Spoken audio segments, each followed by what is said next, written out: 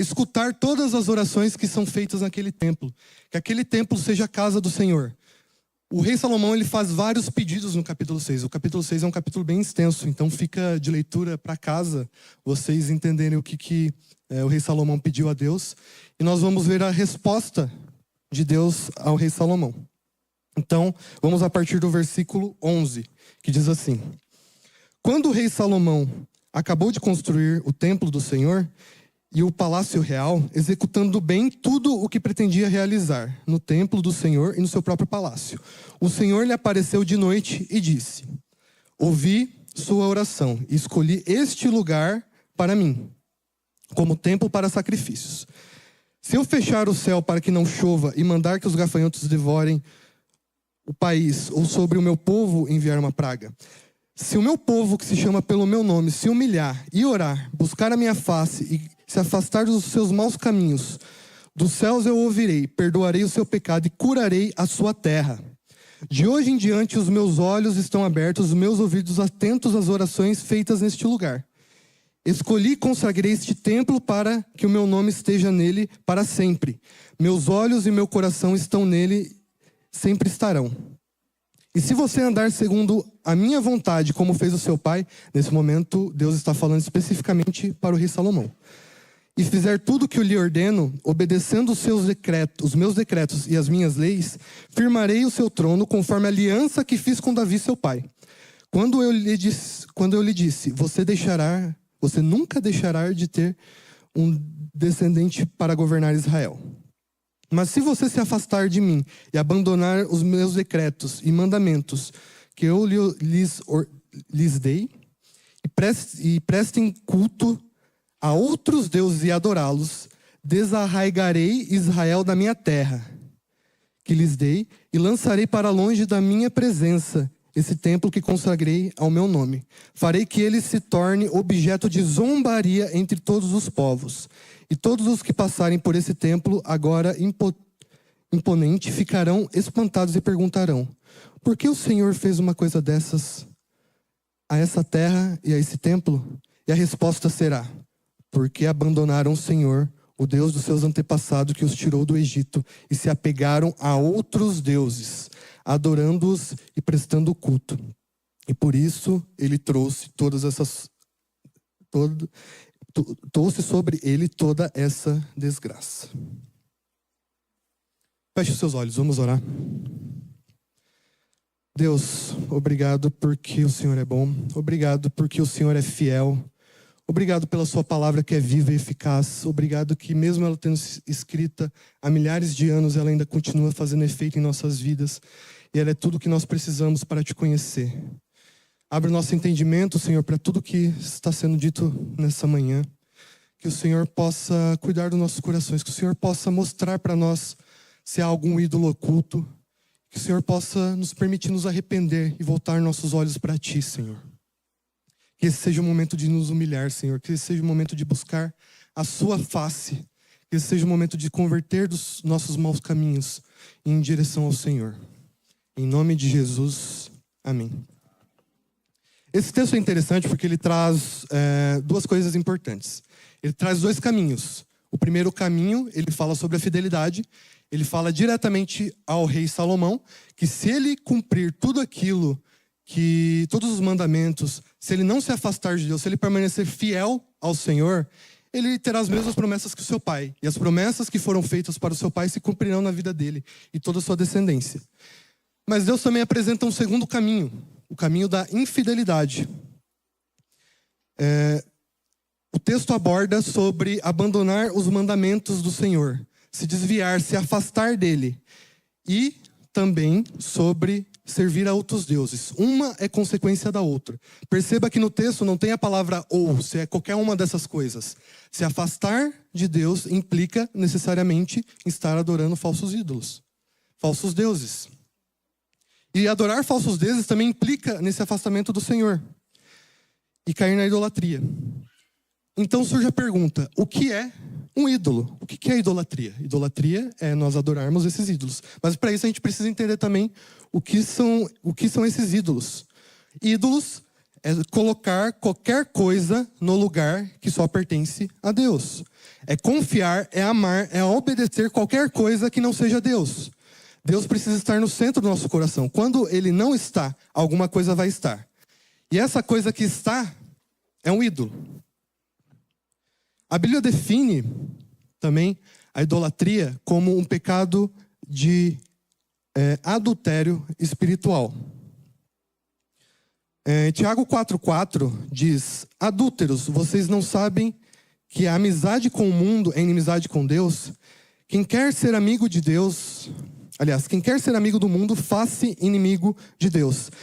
E a palavra de Tiago é forte, é propositalmente forte, porque o Deus da aliança, que fez aliança com o povo de Israel, e que tem a nossa aliança através de Cristo, hoje, essa aliança é rompida a partir do momento que nós colocamos algo em primeiro lugar.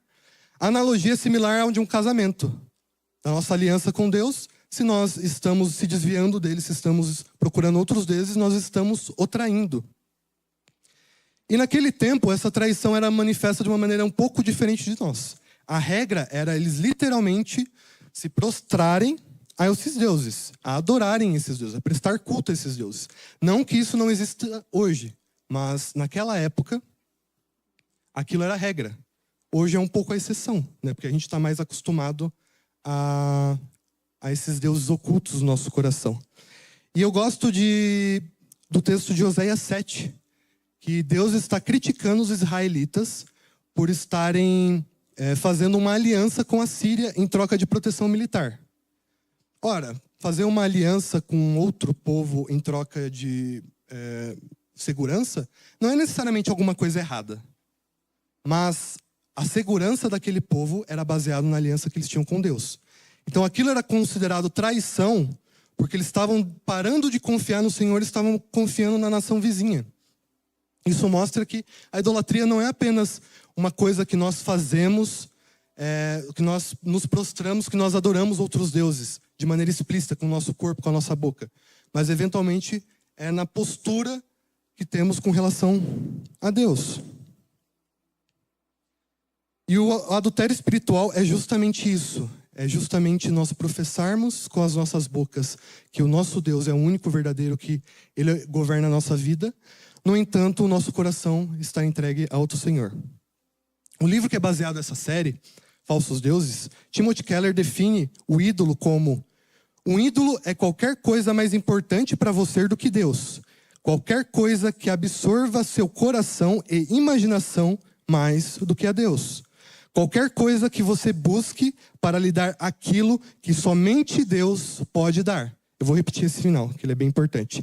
Qualquer coisa que você busque para lhe dar aquilo que somente Deus pode dar. Como nós podemos fazer para entender o ídolo do nosso coração? Ele traz uma métrica interessante. Eu queria começar com uma pergunta a entender essa métrica. O que você mais ama na Terra hoje? Eu me refiro a coisas dessa terra mesmo. A coisas que são passageiras, as coisas que podem acabar.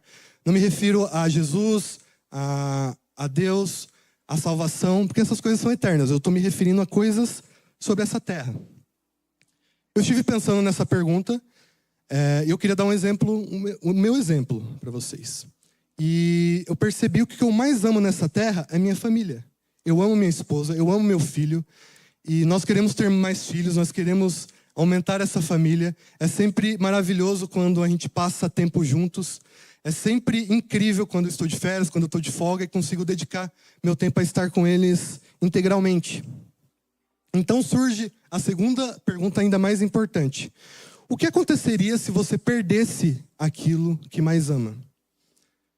Essa semana, enquanto eu preparava essa palavra, eu estive refletindo sobre essa pergunta e em determinada noite eu tive um sonho. Eu tive um sonho muito ruim que eu sonhei que o Gustavo tinha sido sequestrado. Eu lembro que eu acordei junto com a Bianca no mesmo horário, nesse dia. E a primeira coisa que eu falei para ela foi que sobre o meu sonho, eu acordei mal. Eu fiquei mal a manhã inteira. E eu tinha completa noção que aquilo era um sonho. Dentro do sonho mesmo, eu percebi que aquilo era um sonho. Eu percebi que não fazia parte da realidade. Mas mesmo assim, aquilo me afetou.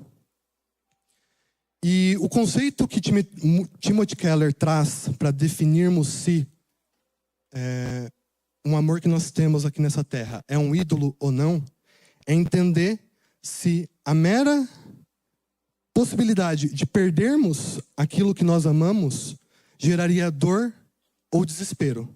A dor é aquilo que pertence às nossas vidas normalmente. Obviamente, todos nós passamos por algum período de dor, todos nós passamos por algum momento difícil. Eu lembro que o meu momento difícil que eu passei na minha vida até então, o mais difícil disparado, foi quando meu pai faleceu. Ele faleceu um ano antes de eu me casar. Então, eu não morava mais com ele, eu já morava em outra cidade. Mas aquilo foi algo muito impactante na minha vida. Mas eu estava firmado em Deus, eu estava firmado naquilo que é eterno. E mesmo passando por um momento de profunda dor, jamais eu entrei em desespero. Jamais eu entrei nesse lugar em que a vida perde o sentido.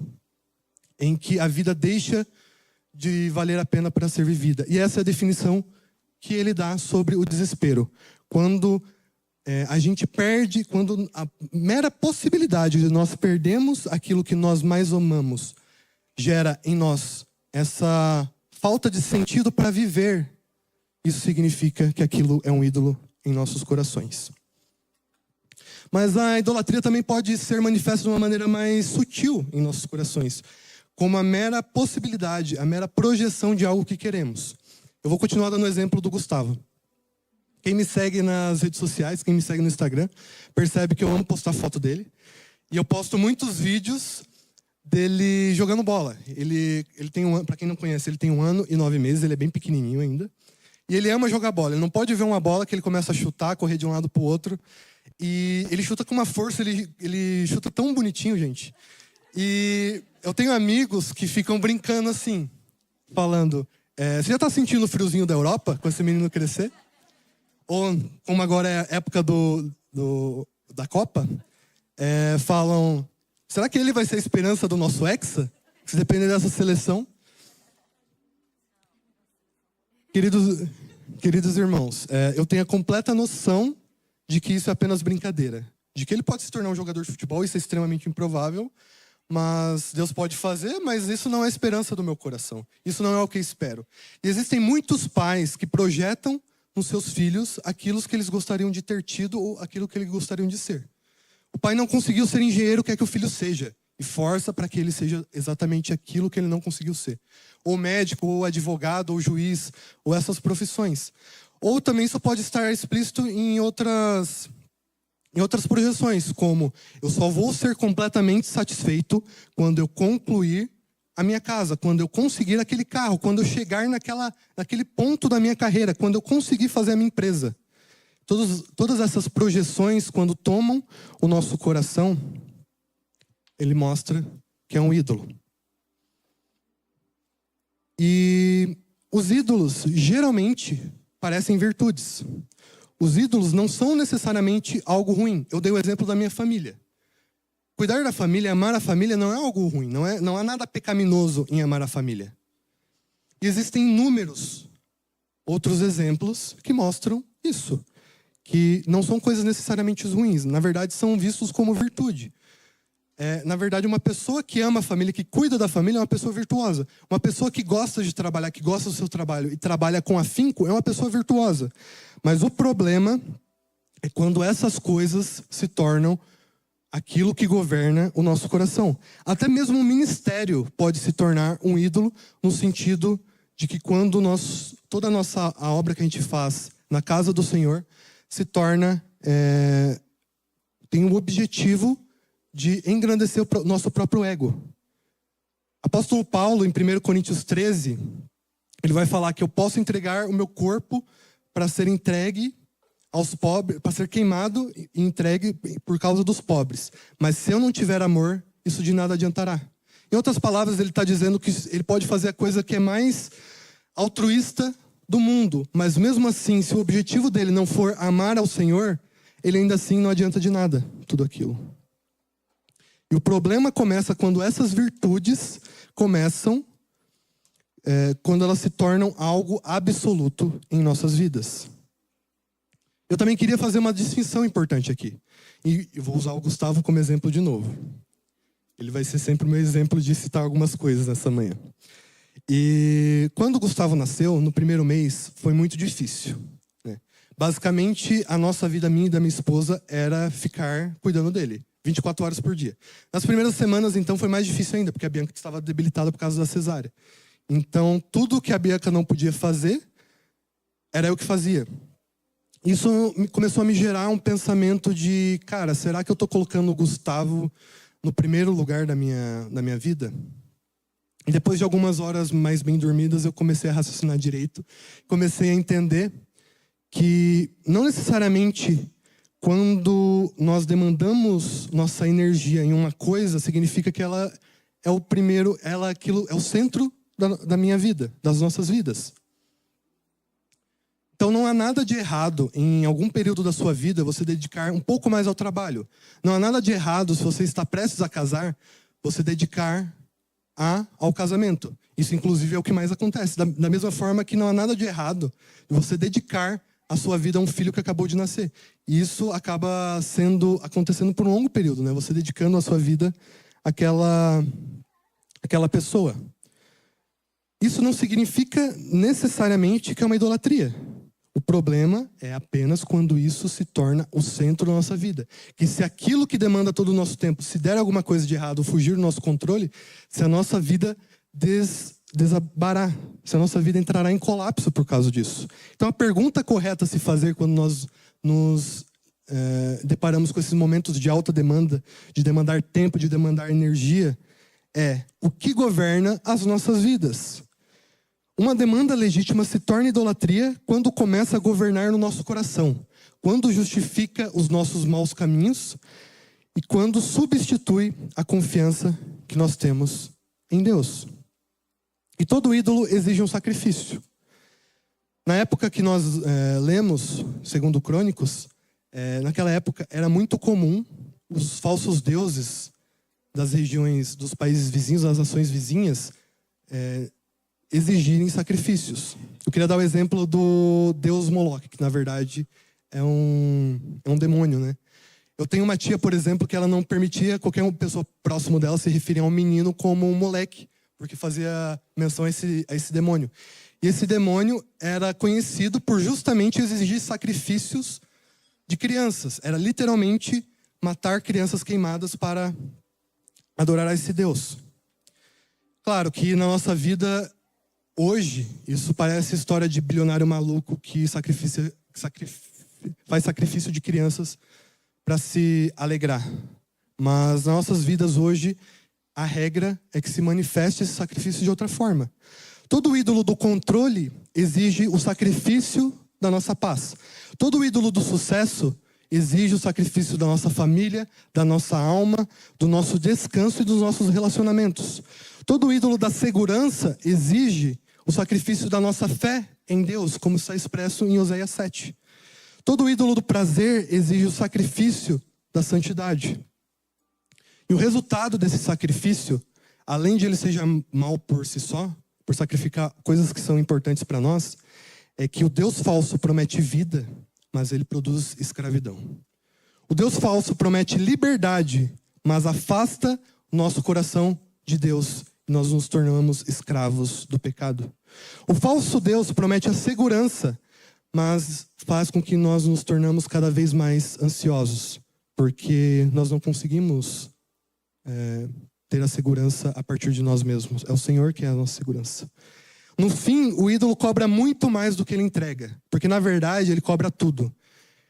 E todas essas coisas são frágeis demais para basear as nossas vidas. São frágeis a ponto de que, se nós fundamentarmos nossas vidas nessas coisas, qualquer vento, qualquer tempestade, qualquer onda pode destruir. Mas quando nós fundamentamos essas coisas no Senhor, quando nós fundamentamos naquilo que é eterno, naquilo que existia antes mesmo do universo, nossa vida jamais será abalada. E o rei Salomão serve como um alerta para nós. O rei Salomão recebeu uma sabedoria extraordinária de Deus. Ele recebeu promessas. O rei Salomão é conhecido como um dos homens mais sábios de toda a história. Ele construiu o templo, ele concluiu essa promessa, ele viu a glória de Deus, ele ouviu a resposta do Senhor de maneira explícita. A Bíblia diz que Deus apareceu para ele à noite e falou todas aquelas coisas que nós lemos. E mesmo assim, durante a vida do rei Salomão, ele começou a se aliar aos povos vizinhos através de casamentos. E essas esposas do rei Salomão começou a trazer um pouco da sua cultura, das suas respectivas culturas, para o rei Salomão, e ele começou a se prostrar diante desses falsos deuses. E o fim da história, nesse momento, é um pouco triste. Segundo Crônicas 36, que é o último capítulo, mostra que o povo de Israel se afastou de Deus de tal maneira que eles zombavam dos profetas que os alertavam. Eles estavam completamente afastados do Senhor. Eles estavam completamente distantes. E, queridos irmãos, que nós não sejamos como esses israelitas, que precisa estar completamente afastado do Senhor para compreender que Ele é tudo o que nós precisamos, que Ele é tudo o que pode preencher os nossos corações. E a resposta para esse caminho que eles trilharam, o capítulo 36 ainda conta também, no final, que após o exílio, após eles serem levados para a Babilônia, após o período de arrependimento, eles voltaram para a Terra Prometida. Nós não precisamos passar por todo esse sofrimento, nós não precisamos provar essa completa distância do Senhor. Essa distância é a origem de todo sofrimento. Isso não significa, obviamente, que estando juntos do Senhor que não vamos enfrentar tempos difíceis. Mas, enfrentando os tempos difíceis ao lado do Senhor, tudo é possível para nós. Ele nos fortalece, Ele está conosco. E a resposta para o arrependimento está no versículo mais famoso desse texto que nós lemos, que é o versículo 14, que mostra o caminho do arrependimento. O arrependimento é literalmente abandonar o caminho da infidelidade e se retornar para Deus. A palavra no Novo Testamento que se refere a arrependimento é metanoia. Imagino que muitos já tenham escutado sobre essa palavra.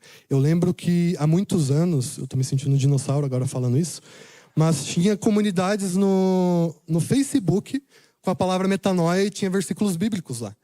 Metanoia vem da união de duas palavras, da palavra meta, que está para além de, ou mudança de, e noia, que é mente.